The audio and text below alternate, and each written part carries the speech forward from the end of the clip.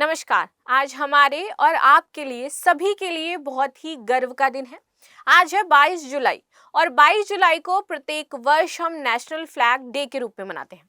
तो आज इसी सीरीज में हम बात करेंगे कि कब हमने सबसे पहले राष्ट्रीय ध्वज को अंगीकृत किया, जो पहला हमारा राष्ट्रीय ध्वज था वो किस प्रकार से दिखाई देता था, राष्ट्रीय ध्वज को फहराने के नियम क्या हैं और यदि कोई इन नियमों का उल्लंघन करता है तो उसको क्या सजा हो सकती है। तो इस वीडियो में हम पूरे इतिहास के बारे में इसमें चर्चा करेंगे और साथ ही साथ क्या महत्वपूर्ण बिंदु हैं इनको भी देखेंगे। मेरा नाम है प्राची मिश्रा और संस्कृति आईएएस के इस प्लेटफॉर्म पर आप सभी का स्वागत है और एक बार फिर से आप सभी को नेशनल फ्लैग डे की बहुत सारी शुभकामनाएं। ठीक है, तो देख लेते हैं भाई नेशनल फ्लैग डे। तो राष्ट्रीय ध्वज का अंगीकरण, अडॉप्टेशन ऑफ नेशनल फ्लैग, प्रत्येक वर्ष जैसे मैंने बताया कि हम 22 जुलाई को ये मनाते हैं। अब क्या है इसमें, देखिए भारत का राष्ट्रीय ध्वज, सबसे पहले तो हम ये जानेंगे राष्ट्रीय ध्वज की बात आती है तो हमारे माइंड में सबसे पहले आता है तिरंगा, 3 रंग का, ट्राई कलर्स हैं उसमें।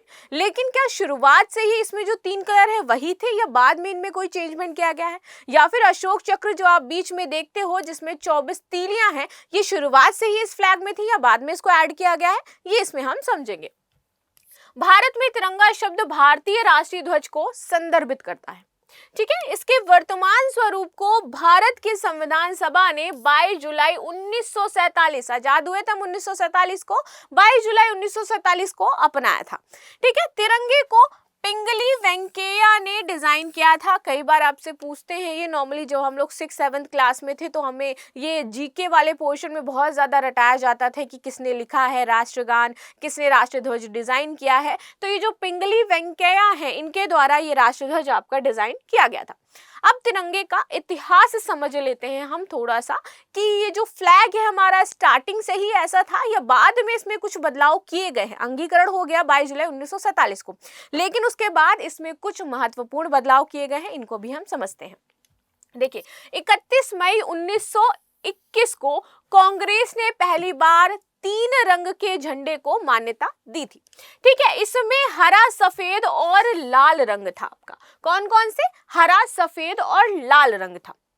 ठीक है, तो जब 1947 को जो फ्लैग आया वो अभी तक वैसा ही है, उसके बाद कोई चेंजमेंट नहीं हुआ, लेकिन उससे पहले फ्लैग में कई बार चेंजमेंट हो चुके थे और 1947 को जो फ्लैग मिला है उसके बाद से अभी तक कोई इसमें चेंजमेंट नहीं किया गया है। ठीक, तो इसमें थे हरा, सफेद और लाल रंग।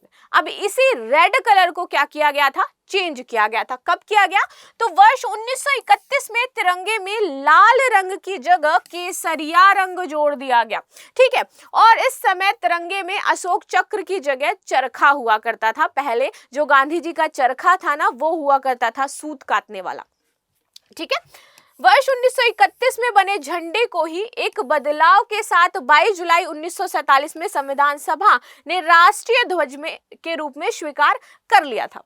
ठीक है, इसके पश्चात आप देखोगे कि इस ध्वज के चरखे की जगह मौर्य सम्राट अशोक के धर्म चक्र को गहरे नीले रंग से दिखाया गया है यहाँ पर। ठीक है, तो 31 मई 1921 को कुछ इस तरीके से हमारा फ्लैग दिखाई देता था।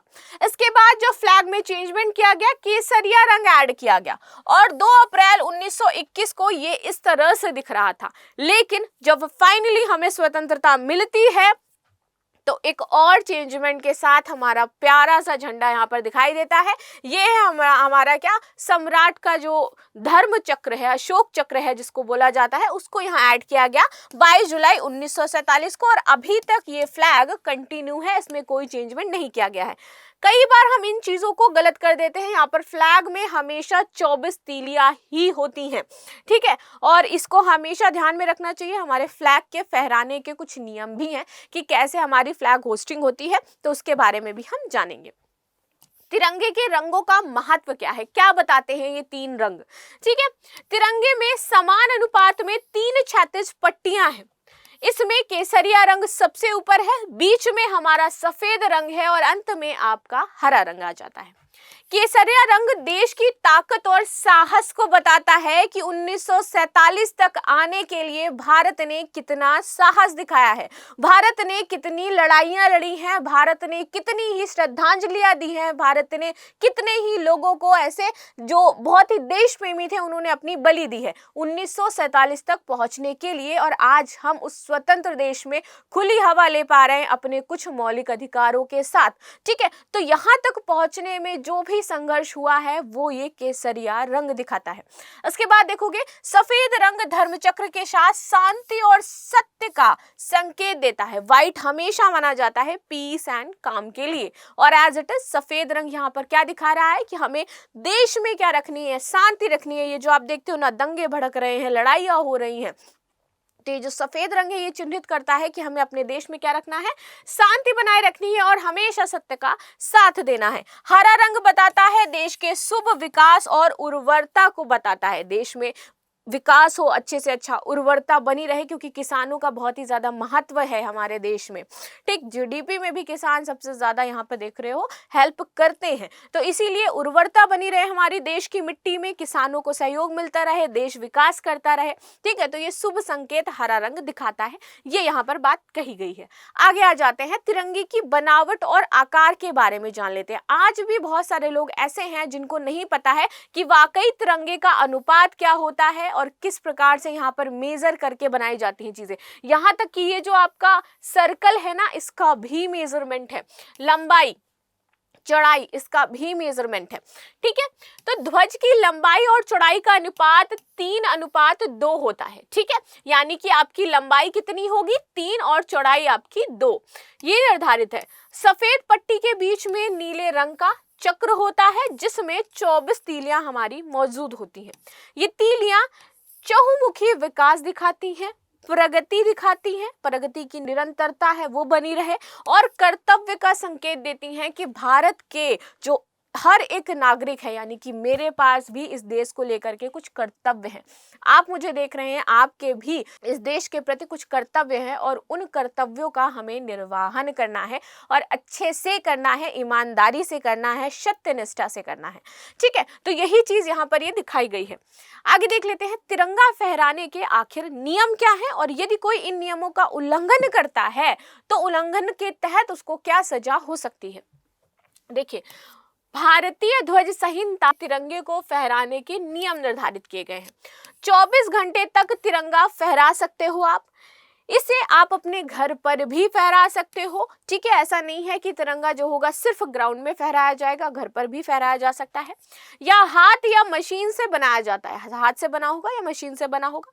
तिरंगा कभी भी झुका हुआ नहीं होना चाहिए, कटा हुआ नहीं होना चाहिए किसी भी साइड से, और फटा हुआ नहीं होना चाहिए, सबसे इंपॉर्टेंट चीज। और इस तिरंगे पर कुछ भी नहीं लिखा होना चाहिए, यदि वो लिखा हुआ होगा तो गैर कानूनी माना जाएगा, वो आपका क्या हो जाएगा, गैर संवैधानिक हो जाएगा, गैर कानूनी हो जाएगा। ठीक है, बेसिकली यह कपास, पॉलिस्टर, ऊन, रेशमी, खादी का हो सकता है, आप इसमें बना सकते हैं। झंडा फटा या मैला कुचला कभी नहीं फहराया जाना चाहिए, यदि वो फटा है, मैला है, कुचला है, गंदा झंडा स्पेशली नहीं फैलाना चाहिए। किसी भी स्थिति में चाहे कुछ भी हो जाए, तिरंगा जमीन को नहीं छूना चाहिए। यदि वो जमीन पे पड़ा, अभी आप देखोगे कि कितना प्रोटेस्ट किया जाता है। ठीक है, बहुत सारे लोग जब प्रोटेस्ट करते हैं तो तिरंगे को जमीन पर फेंक देते हैं, तो उनके ऊपर कार्रवाई होती है। रीजन, क्योंकि यहाँ नियम में बताया गया है तिरंगा कभी भी जमीन को नहीं छूना चाहिए, किसी अन्य झंडे को हमारे झंडे के ऊपर नहीं होना चाहिए। आप याद करो वो घटना जब खालिस्तानी प्रदर्शन कर रहे थे और उन्होंने झंडे को लाल किले पर फहराने का प्रयास किया था। अभी की ही बात है, जब आपका किसान आंदोलन चल रहा था उस दौरान लाल किले पर एक खालिस्तानी झंडा फहराया गया था। उसके बाद वहां पर बहुत कड़ी सिक्योरिटी हुई थी और ये सारी चीजें वहां पर खत्म की गई थी। एक तरीके का दंगे का माहौल ही वहां पर दिखाई दे रहा था। ठीक है, तो किसी अन्य झंडे को राष्ट्रीय ध्वज से ऊंचा नहीं रखा जाएगा, कभी भी नहीं रखा जाएगा। विशिष्ट वाहनों के अलावा झंडा किसी भी वाहन से नहीं लगा सकते। कुछ ही वाहन है जिसमें आप झंडा लगा सकते हो, बाकी किसी भी वाहन में आप झंडा लगा करके नहीं जा सकते हो। झंडा फट जाने पर उसे एकांत में मर्यादित तरीके से नष्ट करना चाहिए, ये यहाँ पर बताया गया है। अब मैं आपको ये बता दूं कि यदि आप इस झंडे का अपमान करते हो तो आपको क्या होगा, तो आपको 3 वर्ष की सजा हो सकती है। किसके तहत? तो राष्ट्रीय ध्वज आचार संहिता 2022 में आपका एक पॉइंट आता है, राष्ट्रीय गौरव अपमान निवारण अधिनियम 1971 की धारा 3 के तहत आपको 3 वर्ष की सजा और साथ में जुर्माना हो सकता है यदि आप झंडे का अपमान करते हो तो।